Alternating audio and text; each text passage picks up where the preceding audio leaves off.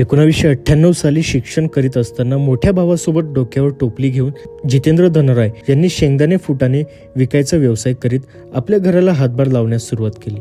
त्यानंतर व्यवसाय करण्यासाठी नाशिकमध्ये चांगली जागा मिळाल्याने जितेंद्र यांनी त्या जागेवर ओली भेळ आणि भत्ता विकण्यास सुरुवात केली। वाढता प्रतिसाद पाहता त्यांनी व्यवसाय देखील वाढवला। भेळ, मग त्यानंतर पाणीपुरी आणि आज त्यांच्याकडे पाणीपुरीमध्ये देखील प्रकार आहेत। यांच्याकडे मिळणारी भेळ खाण्यासाठी नाशिककर हे कानाकोपऱ्यातून येत असतात। सुरुवातीला डोक्यावर टोपली घेऊन शेंगदाणे आणि फूट विकणारे जितेंद्र आज जवळपास 7 ते 8 मुलांना या व्यवसायातून रोजगार देत आहेत। आणि इतकेच नाही तर त्यांचे या भेळ भत्त्याचे नाशिकमध्ये तब्बल 4 दुकाने आहेत। बघूयात त्यांची ही सुरुवात कशी झाली। माझं नाव जितेंद्र भिकाजी धनराय आहे, शौकीन भेळचे संचालक। तर ही सुरुवातीची जर्नी अशी होती ना, 98 मध्ये आमचे मोठे बंधूंनी सुरू केलेली शौकीन। त्याच्या आधी आम्ही जवळजवळ रोज गुजारण्यासाठी शेंगदाणे फुटाणे इथे लावत होतो। साधारणतः 96-95-96 गोष्ट असेल। आमचं सगळ्या ठिकाणचं म्हणजे गार्डनच्या लोकेशनला येऊन शेंगदाणे फुटाणे विकणं असे स्पॉट ठरलेले होते। सिबेस, शालीमार, शिवाजी रोडच्या इथे असायचं। आणि मग नंतर इथे नेहरू गार्डनचा चांगला क्राऊड मिळायला लागला, तर मग नेहरू गार्डनला आम्ही स्थायिक झालो। 2, 2.5, 3 वर्ष आम्ही इथेच शेंगदाणे आणि फुटाणे, माझ्या भावाचा आणि आम्ही बरोबरच सोबतच इथे हे केलं चालू। आणि शेंगदाणे फुटाण्यांचा आमचा खानदानी बिझनेस होता। त्याच्यानंतर हा भेळीचा प्रवास सुरू झाला। याच्यात आता लहान लहान मुलं गार्डनला आले तर ते सुका भत्ता मागायचे। त्या टायमाला 98-2000च्या साली भत्ता हा खूप क्राऊडेड होता। म्हणजे ओली भेळचा हा खूप नंतरचा विषय, पण भत्ता म्हणजे ना शेंगदाणे फुटाणे आणि भत्ता सगळ्यात चालणारी गोष्ट असायची।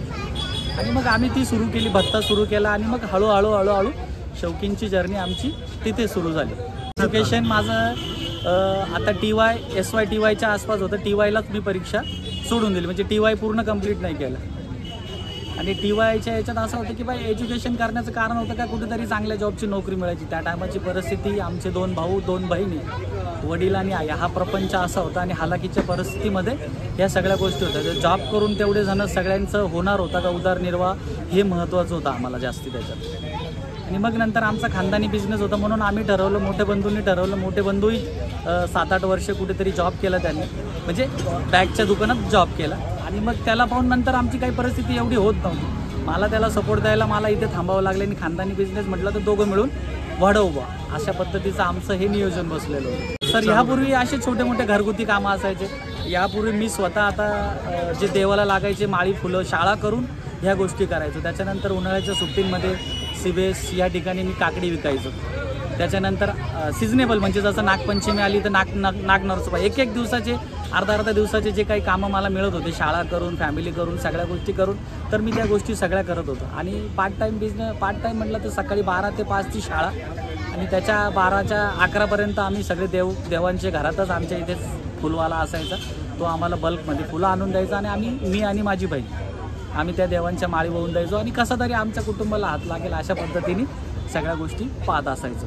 सर 98 म्हटलं तर 26 वर्ष आले आता। हे मोजकेच आयटम स्पेशल आहे, जे भेळ आहे, पाणीपुरी आहे, शेवपुरी आहे, आणि आपले मोनोपॉली चालणारी जे आम्ही 2 प्रोडक्ट आहे ते झटका पाणीपुरी आणि ओली भेळ म्हटलं तर ती कोल्हापुरी भेळ।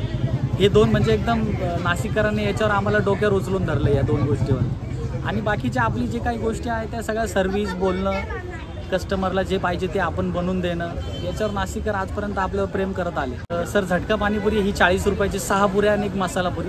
आणि ओली भेळची क्वांटिटी दिसते इथे, ही ओली भेळ, आता ही झटका पाणीपुरी म्हणतात, आणि ही भेळची क्वांटिटी, या दोन्हीचा रेट 40-40च रुपये आहे। सर याच्यात आता उत्पन्न तर आपण कधी कॅल्क्युलेट नाही केलं, पण साधारणतः इतका अभिमान वाटतो का एक 7 ते 8 जणांचं कुटुंब मी माझ्या व्यवसायावर चालवतो आहे, जे माझ्याकडे जॉब करत आहे, आणि त्यांचं कुटुंब उदरनिर्वाह माझ्या याच्यावर होऊ राहिला, याची खूप आनंदाची गोष्ट वाटते मला। की बाई मी एका काळी स्वतःचा उदरनिर्वाह करायला जी स्ट्रगलिंग चालत होती ती आज माझ्या मार्फत लोकांकडनं होऊ राहिली, लोकांचा माझ्याकडे हे होतं आहे। मध्ये आल्यानंतर तुम्ही शालीमारला येऊ शकता, जिथे आपण जुन्या याच्यापासून म्हणजे साधारणतः 26 वर्षापासून आपण लावतो आहे। त्याच्यानंतर अशोक स्तंभाच्या इथे आपल्या शॉपमध्ये आहे, आपले टोटल 4 ब्रांचेस आहेत।